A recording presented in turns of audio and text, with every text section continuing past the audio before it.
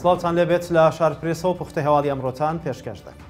نرخی بەرمیلێک نەوتی سپی لە بازاڕەکانی هەرێمی کوردستان بۆ 145,000 دینار دابەزیوە. سەربەست ئەبوبەکر ئەنجامی کۆمەڵەی نەوتفرۆشانی هەولێر بە میدیای نزیک لە پارتی وتووە بەهۆی کەمبوونەوەی کڕیاری نەوتی بازرگانی لە بازاڕەکاندا و دابەشکردنی نەوت لەلایەن حکوومەتی هەرێمەوە بازاڕی نەوتی بازرگانی لە هەرێمی کوردستان نەماوە. بەوتەی سەربەست ئەبوبەکر لە ئێستادا بەرمیلێک نەوت بە 145,000 دینارە و پێشبینی دەکرێت لەو نرخە زیاتریش بێتە خوارەوە. مانگێک لەمەوبەر لە هەولێر بەرمیلێک نەوت گەیشتە نزیکەی 200,000 دینار و لە سلێمانیش تاوەکو 185,000 بەرز بووە. بە گوێرەی نوێترین داتای وەزارەتی سامانە سروشتیەکانیش ئەم ساڵ تاوەکو ئێستا لە 160 هاوڵاتیانی هەرێمی کوردستان نەوتیان پێدراوە.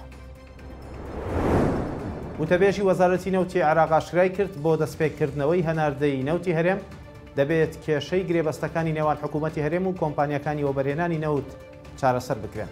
عاسم جیهاد وتەبێژی وەزارەتی نەوتی عێراق لە لێدوانێکی ڕۆژنامەوانیدا ڕایگەیاندووە حکوومەتی عێراق پەرۆشە بۆ دەستپێکردنەوەی هەناردەی نەوت لە کێڵگەکانی هەرێمی کوردستان، بەڵام پێویستە چارەسەری بەشێک لە کێشە دارایی و یاسایی و هونەریەکان بکرێت کە پەیوەستن بەو گرێبەستانەی لە نێوان حکوومەتی هەرێم و کۆمپانیەکانی نەوت کراوە. دەژڵێت وەزارەتی نەوتی عێراق سەرقاڵی گۆڕینی شێوەی یاسایی گرێبەستەکانە کە لە ڕووی یاسایی و هونەری و داراییەوە لەگەڵ یاساکانی عێراق گونجاو بێت. لە 25 ئاداری ئەم ساڵەوە هەناردەکردنی نەوتی هەرێم وەستاوە لە کاتێکدا چەندین جار بەرپرسانی تورکیا ڕایان گەیاندووە بۆری هەناردەکردنەوەی نەوت ئامادەیە. سەرجەم لایەنەکان ئامادەییان بۆ هەناردەکردن ڕاگەیاند، بەڵام تاوەکو ئێستا پرۆسەکە دەستی پێ نەکردوێتەوە.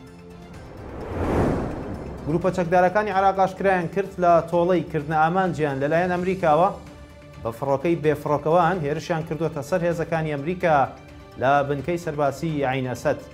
گروپە چەکدارەکانی عێراق بڵاویان کردوتەوە بەرەبەیانی ئەمڕۆ بە فڕۆکەی بێفڕۆکەوان هێرشیان کردوتە سەر هێزەکانی ئەمریکا لە بنکەی سەربازی عین ئەسەد.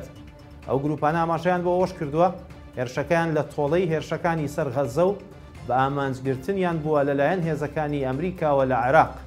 یەکشەمەی ڕابردوو هێزەکانی ئەمریکا لە سنووری قەزای دووبز لە کەرکووک کاروانێکی گروپە چەکدارەکانیان کردە ئامانج و لە ئەنجامدا 5 چەکدار کوژران.